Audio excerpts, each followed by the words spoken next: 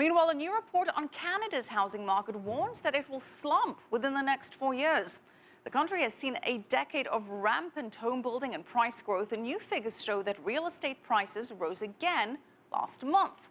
Kristiaan Yeo is joining us live from Toronto with the latest on the housing market. Kristiaan, what can you tell us? Yes, Michelle, a lot of people here wondering whether or not we're in a housing bubble here in Canada. As you know, Canada was lucky enough to avoid a house price crash around 2008 when the US, Britain and the rest of Europe saw prices dip. When I arrived here in Canada from Britain at the start of 2013, it felt a bit like a time warp, like it was in Britain and America 5 years previously. Rampant demand for housing, rapid house building, home design shows were very popular. People were looking to flip houses, short-term gain on house prices. And when I questioned Canadians whether they thought there could be perhaps a price correction coming up, people seemed very confident that things were different here and the banks were more smart and they didn't take the risks that we saw elsewhere. I was a bit skeptical about that, overconfidence slightly. Fundamentally, what we saw in the US and in Britain and in Europe was a culture of overextending ourselves to buy houses on the assumption that prices would continue to rise. And sadly, it's a worryingly similar scenario here right now.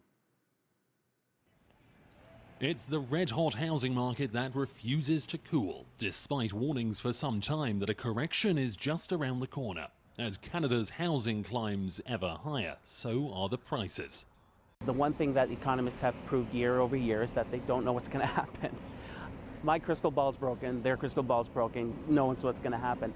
The average price for a home in Canada hit $383,000 last month, according to one report. That's more than 7% higher than the same month last year. But the Bank of Montreal predicts the market will slump within 4 years, in large part because of an aging population. It claims that so-called echo boomers, that's 25 to 34-year-olds, the offspring of the so-called baby boomer generation, have been propping up Canada's condo market. But as they get older and seek the quiet life outside the city, who will move into these sprawling cities? A lot of these echo boomers are going to want to move into houses with yards, but they aren't necessarily going to sell. They may keep it as an investment. I see that quite a bit. I was just asked today to find something for them to live in 2 years, and then they want to move into a house and then keep that for rent. So that's going to be the norm. And because of our immigration that we have here being so strong, then I think that'll be supported. In Toronto, renting is fast becoming more popular with the young than buying. Many can't afford a mortgage at current prices. Others refuse to buy right now, hoping for a price correction. We went to the epicenter of Toronto's condo boom, a trendy enclave downtown called Liberty Village. I'm in a condo and I've been renting for 3 years, but I've actually moved 3 separate times. I currently work downtown. I do want to eventually own, but not in the city, but right now it's just convenient to rent. And then hopefully I'll own, but in the GTA suburbs probably. I rent. It's a basement apartment and I've been renting for about a year. I've got a lot of other things on the plate first. I mean, eventually, yeah, I wouldn't mind owning my own place. Probably a house in Toronto and a cottage somewhere up north. It's definitely expensive. I've even contemplated moving back into the rents just to save some cash. But yeah, it's eating up a lot of my disposable income for sure. And as the buyers, like you saw there, are taking a wait-and-see approach, the IMF is warning that prices in Canada have more than outpaced earnings, and that's now made the Canadian housing market the second least affordable market in the world, Michelle. Wow, that is quite a significant price jump, and ironic coming from Canada, as you said. Now, the realtor in your piece, Kristiaan, mentioned that immigration, foreign buyers are really supporting the market. How big a role does foreign investment play in this? I think certainly in the last 12 months, they've played more of a role as younger Canadians have struggled to afford those first rungs on the ladder.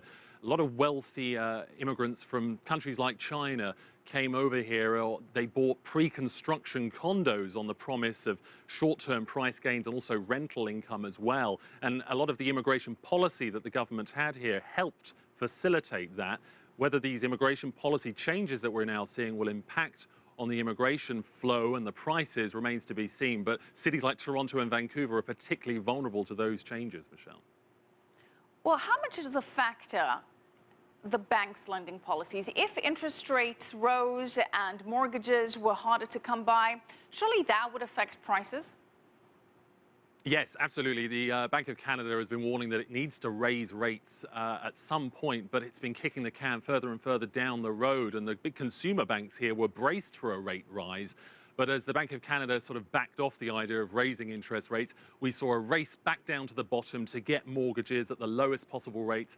Rates are around about 2.5% right now, and the IMF itself says that the lower the interest rate, the more overpriced property is. And Belgium is the only place where property is even more overpriced than Canada, and its interest rates, surprise, surprise, are even lower. So a rate rise, Michelle, really could cool the market here. That also seems to be the advice of the IMF. All right, thank you so much, Kristiaan Yeo, live in Toronto.